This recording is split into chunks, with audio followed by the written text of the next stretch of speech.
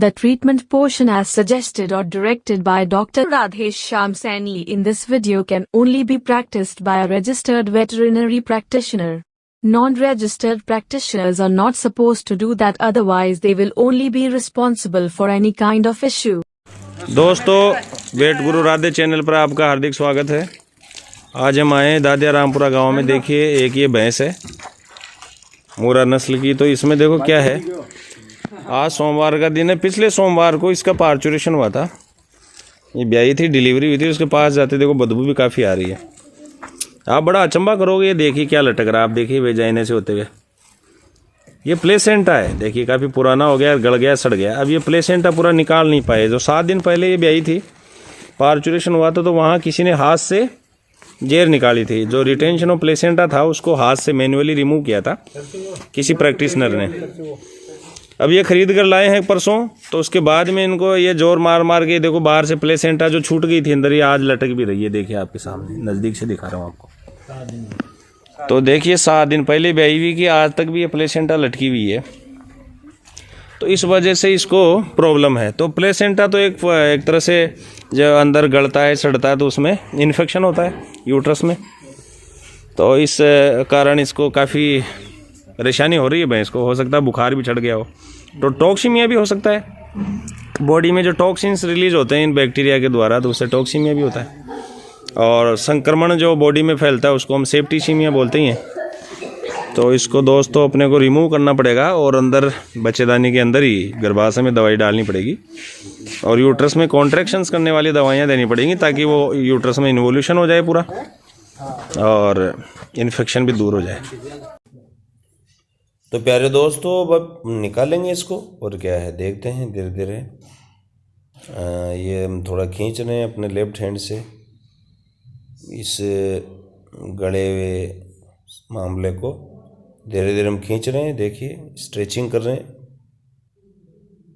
ये देखिए थोड़ा जोर लगा कि धीरे धीरे ये गड़ा हुआ जो मामला 6 दिन पहले जो जेर रह गई थी इसके यूट्रस में खींच रहे हैं। और देखिए आराम से खींचते खींचते ये पूरा ध्यान रखते हुए कि वेजाइना और सर्विक्स में कोई डैमेज ना हो, इस तरह से धीरे धीरे खींचिए। देखो खींच के डाल दिया एक बार, तो पूरा पटक दिया नीचे। और प्रयास करेंगे हम कि बच्चेदानी में कोई और जो जेर में जो कोटिलेडन्स होते हैं वो कहीं छूट तो नहीं गए हैं।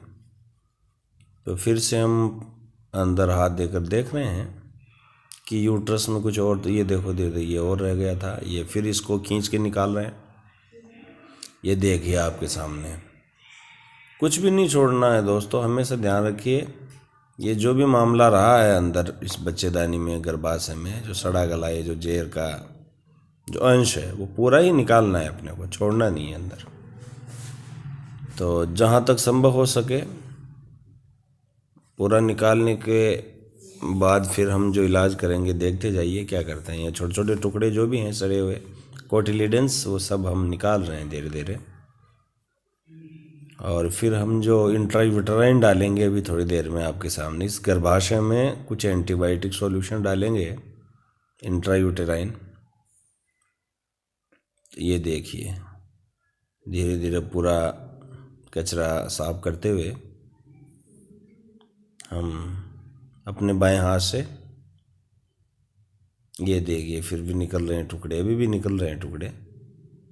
तो चाहे 5-7 मिनट ज़्यादा लग जाए, लेकिन हमें लगातार प्रयास यही करना है कि इसमें कुछ छूटे ना ही, जो भी रहे वो निकल जाए कचरा एक बार में, नहीं तो बाद में फिर दिक्कत करेगा। तो इसलिए ये देखो टुकड़े अभी भी निकल रहे हैं। तो इस प्रकार से इन छोटे छोटे सड़े गले टुकड़ों को निकालने का प्रयास लगातार हमें करना चाहिए। और फिर जैसे ही हमें लगे कि भाई अब सारे ये निकल गए हैं, यूट्रस पूर्णतया खाली हो गया है और अब और जेर का कोई टुकड़ा, अंश या कोई मवाद नहीं है, तो इसको हम छोड़ देते हैं। और फिर दवा जो छोड़ते हैं, नॉर्मल सलाइन में 500 ml normal saline, 20 ml povidone iodine और 60 ml मेट्रोनिडाजोल जो सॉल्यूशन है वो हम डालते हैं। इंट्रायूटेराइन ये हम करते हैं ताकि यूट्रस वापस से फ्लश आउट हो जाए, पूरा जो भी कचरा है, मवाद है या जहर का कुछ और भी थोड़ा बहुत फिर भी रह जाए यूट्रस की आंतरिक दीवार के लगा। और ये इंजेक्शन लगा देते हैं हम, एंटीबायोटिक कोई भी इंजेक्शन, ऑफ्लॉक्सासिन इंजेक्शन, लेवोफ्लॉक्सासिन जो आता है वो अच्छा रहता है इस प्रकार के केसेस में।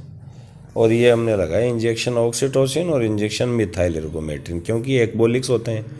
इंजेक्शन ऑक्सीटोसिन और इंजेक्शन मिथाइल एर्गोमेट्रिन यूट्रस में इन्वोल्यूशन को भी तेज़ करते हैं ताकि यूट्रस अपनी प्रारंभिक स्थिति को आ जाए वापस। ये देखिए इंट्रायूटेरल हम छोड़ ही रहे हैं जो हम बता रहे हैं आपको। तो मिथाइल एर्गोमेट्रिन और ऑक्सीटोसिन से यूट्रस में कॉन्ट्रैक्शंस होते हैं, तो यूट्रस अपनी प्रारंभिक स्थिति को पुनः प्राप्त करता है, इसे हम इन्वोल्यूशन कहते हैं। और साथ ही कॉन्ट्रैक्शंस के कारण जो पस है या कुछ भी जो टिश्यूज डेब्रीज हैं, प्लेसेंटा का कुछ और कचरा हो, छोटा मोटा कोई अंदर लगा हुआ, तो वो भी निकल जाए। तो इसीलिए हम ये लगाते हैं इंजेक्शन। और इंजेक्शन लेवोफ्लॉक्सासिन एंटीबायोटिक के तौर पर, और इंजेक्शन फ्लोनिक्सिन मैग्लूमाइन एंटी स्पाज्मोटिक और एंटी इन्फ्लामेटरी दोनों होता है। फ्लोनिक्सिन मैग्लूमाइन तो ये हमने लगा दिया है, देखो। और इस प्रकार से हमने अपने हाथ धो लिए और रुमाल से हाथ पोंछ ही रहे हैं आपके सामने। हाथ, नाक, मुंह और सब पोंछ लीजिए आराम से। धन्यवाद, नमस्कार। दोस्तों, इस प्रकार के केसेस को सावधानी से हैंडल करें।